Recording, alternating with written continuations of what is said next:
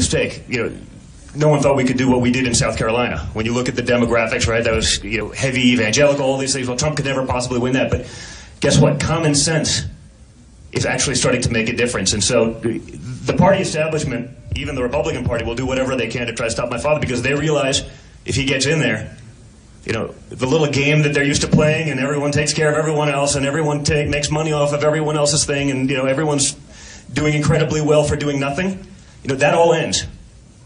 That all ends. And he's going to change that game. So again, to my point, get out there and vote. There's only so much they can do. If we win in landslides, the people have to speak, and the people have to finally have a voice again. And that's what we're trying to do. But yes, make no mistake, they are deathly afraid of my father on both sides because of what he'll do to that system that they've grown very, very comfortable with. Listen, the least naive person up there is my father. I mean, unlike everyone else, again, he's been doing it for 35 years in business. You can't do what he's done in terms of create a track record, in terms of the successes. Now, the other side wants to talk about, of 2,000 deals in the last 35 years, they'll talk about 3 that didn't work out well, and that happens. But those are the things they like to highlight. They'll do whatever they can to put him down, to take him down. It's actually, it's sad to watch, and I take it a lot more personally than he does, being his son and being a loyal son. For him, it's water off a duck's back. He gets it. I take it more personally, but make no mistake, we're fully aware. And again, it's going to be about the power of the movement. I think that will do everything. And again, those guys are losing a lot of power because of it. Sir. I think you should run the country as the chief executive officer like you do run a business. I agree. And Donald says a lot about, I've done it, I've built it, I'll tell you what I can do, but how do you take that to fiscal responsibilities of government? Like, are you going to go in there and tell them they all have a budget they got to live with, and we're going to start chopping budgets? Well, you're answering my question. You're answering your own question, and I've seen him do it. It's the reason he's been able to be successful in business. Cut through the red tape. Cut through the nonsense. There was probably not a single agency in D.C. That you couldn't cut 30% of the nonsense off the top. And by the way, not miss a beat, but they've become these bloated bureaucracies, and you couldn't turn big deals around as a CEO. People say, well, businessmen, that's not how it is. The country's a not-for-profit. It's like, well, if you get rid of waste, if you get rid of inefficiency, if you're not afraid to actually say, hey, this is waste and inefficiency because you're worried about offending a few people, you can actually make a difference and make a change. And I mean, when you talk about the $20 trillion in debt that's strangling not just me and you, but think about our kids. I have 5 kids of my own. Eventually they'll have kids of their own. You keep compounding it, and it doesn't work. You hit a point of no return. And so some of these notions of, it doesn't matter, the government, write another check. What's another couple $1 trillion amongst friends? It doesn't work. We're basically at that red line now. And if you look, certainly on the other side, if you look at some of the policies that are in place, I don't know how you ever recover. We're the strongest country in the world, the greatest superpower, and we're going to give it all away because half these countries feel, well, we're playing to an unfair advantage. As a businessman, you take whatever advantage you have and you run with it and you keep it. You don't give up 200-year head start so that the rest of the world can compete. This isn't participation medal country. It's not. We want to work and we want to win again. Yes, sir. Oh, sorry, Matt. So, common problem is currently going on with gun control, is net neutrality. I was wondering if Trump is for or against net neutrality. Listen, it's a complicated topic, and I'm not a political guy. I build buildings, so if we talk about it, but he's obviously for the people, making sure that that things are fair, that major corporations can't dominate everything and prevent other people from having access and getting the information that they desire. So, I think that's just a big theme of his message. I don't know the exact details in terms of the level of intricacies as it relates to that policy. You could probably see it on his website if they've released those position papers. But he's not about letting big corporations dominate all that. Which is you've seen him act on that. Whether it's walking away from a Fox debate, knowing that hey, this could be dangerous. He's not going to be pushed around by the guys that want to control the world, the guys that want people over there kissing their butts and trying to be puppet masters. He's going to be a leader for the people, not for the puppet masters. I love seeing young people in the room. It's really nice to see some young people getting involved, and that's been amazing to watch actually across the board. So it's good that you're getting involved young. I like it. Thanks, sir. Now, one of the things you said is that you could probably cut 30% on some of the agencies in DC. But what about the broken agencies that we're seeing, such as the VA, per se?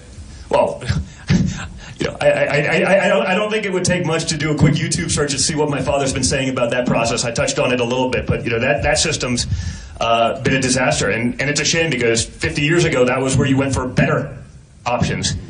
Maybe some of the gentlemen here that are, you know, clearly vets can speak to that. But I mean, I remember when the VA system used to be an awesome system, and it's broken. And my father's talked very much about the vets. I mean, when he walked away from the Fox debate, you know, we had about 9 hours to put together something, and we did a fundraiser for vets, raised north of $6 million. And you know, John Walding, who spoke at that, is a friend of mine. I'm a big outdoorsman, competitive shooter, so a lot of those, you know, circles run in there. And you know, we got friends of ours to come up and talk to us directly about those issues.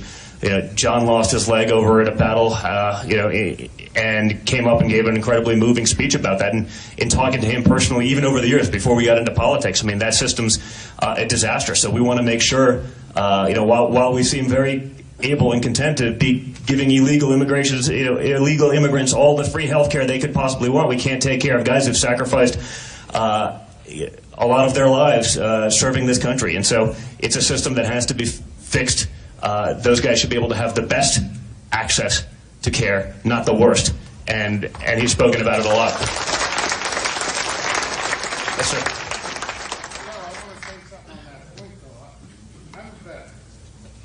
Thank you.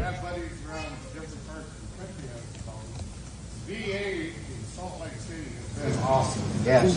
Yeah, it is. Listen, again, I don't know about case by case because there are obviously exceptions to the rule, like there are with everything. You know, I know that's not the case elsewhere. I know that's not the case when you talk about you know, the guys that I know that wait weeks and months to be able to get a simple appointment that they could get in their local hospital, but they're not allowed to go there to the local hospital, who may do a better job because that's not covered. So you know, it doesn't surprise me. I know Utah's done a great job with a lot of issues, you know, as a state. And you know, maybe it works well there, but it hasn't worked well in a lot of other places. Yes, sir. Okay, two things. Your dad is Well, I agree. The question was, my father gets hit a lot for, you know, women, but the reality of the situation is back in the 80s, you know, we built buildings. That's still my main job. I've been doing this for 2 weeks now, like I said, 3 weeks. You know, a little bit on the side just because I believe in what he's doing, and I want to make sure we get that message out. But back in the 80s, on some of the biggest construction jobs, some of the things that he started doing, I mean, he had women that were running jobs. Now, again, you got to remember, it's not 2016. This was 1980, 1982.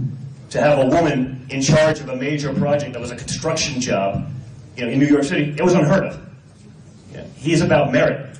If that person was better, if that person was tougher, and they did a better job, it's not about, okay, well, we're arbitrarily going to put someone in here to fill a position to say, okay, we check that diversity box. It's not about that. It's about getting the right people for the job, and he's been doing that for his entire career. It's very simple, and that's the way it's always going to be. But you're right. Actually, it's almost a disproportionate number of women in this room, so maybe that's because I'm so handsome. I'm just kidding. I had to throw a little Trumpism in there, so I can't help myself. It's genetic. Thank you. Thank you.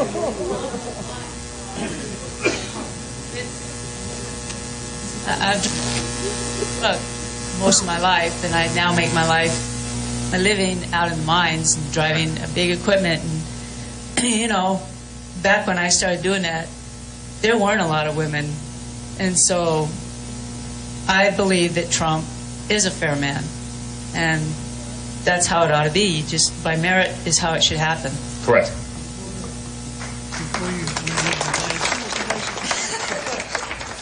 Yes, ma'am.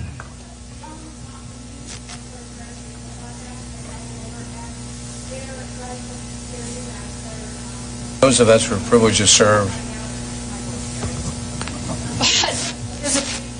Of their income, and they're always being threatened. Oh, we're going to security. We're going to have to cut the Medicare. We're going to have to cut this. And you know, they've paid into this their whole life. I don't feel like it's an entitlement. They don't feel like it's an entitlement. It's not an entitlement. My father's been clear about it. Ever, and this is not politically correct, hear them say we're going to cut food stamps. We're going to cut something like that. Well, listen, my father agrees with you, and I've heard him say that on many occasions. You know, that's your money. You've been paying into it forever. It should go back to people who've been paying into it forever.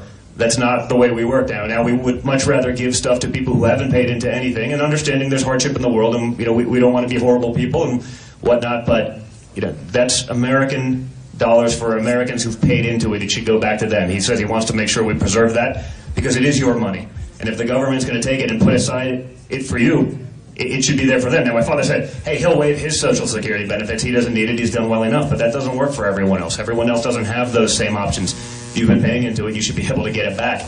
And right now, if you look at the way the system is managed, certainly guys my age, they won't get it. They won't see it. It's going to be a bankrupt agency. So we do have to fix that. We have to make sure that it's there and available for the people who've been paying into it for their entire lives, or stop taking it from them.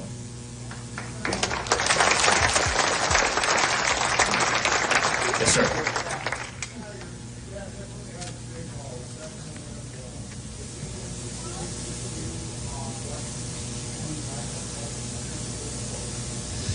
Well, the Supreme Court's a huge issue. I mean, that's perhaps the biggest issue, of all of this, going on right now, because, the left does a very good job of legislating from the bench as opposed to actually interpreting the Constitution.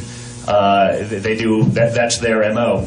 And that's how they, will continue to make major changes to this country and to the way, America's always been. And so it's a major issue, obviously.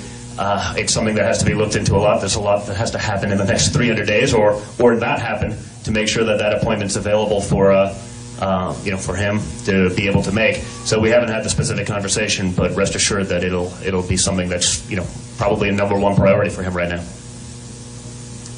Yes, sir. Thank you very much. It's great to be here.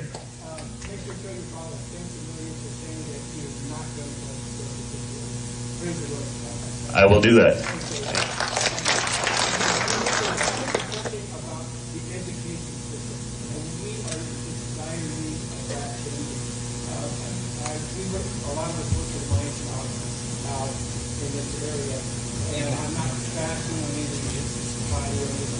We're getting a lot of kids that are coming out of high school and having difficulty filling out apps. Yeah. Is anyone experiencing that? Yeah. Okay. Yep. Tell your dad to go through that, put the throat Yeah. on it. Well, he has been very vocal about it. I mean, education for him, he's obviously very against Common Core because you can't dummy down the system to the lowest common denominator so that you can pass the quote-unquote, little check marks that everyone puts in a system so that everyone else's kids are worse off for that. I mean, he's about local education. And, just as his son, I know how important education has been to him. I mean, from day one, that's always what he's stressed to us. That's what he stresses with us now that, I'm a parent of 5 kids, making sure that they have those educations because that opportunity that it affords them later on in life is so important. So he does want to fix the system because it's been totally broken, and he's been very vocal about it. Make sure that you end up with Well, yeah. Good luck with liberal academia right now. I mean, if you left it to them, you would never see the Constitution. It wouldn't even exist. But yes, he's obviously a big believer in that and the whole process. But I know just from growing up for him, I know what an education means, and he knows the doors that it can open. And so we want to make sure that that's available for everyone, and that it's done in a way that people can actually learn, not on a national basis whereby you just can't teach everyone the same way. It doesn't work. There's different values and different concepts, and you have to be able to do that on a local basis. Thank you.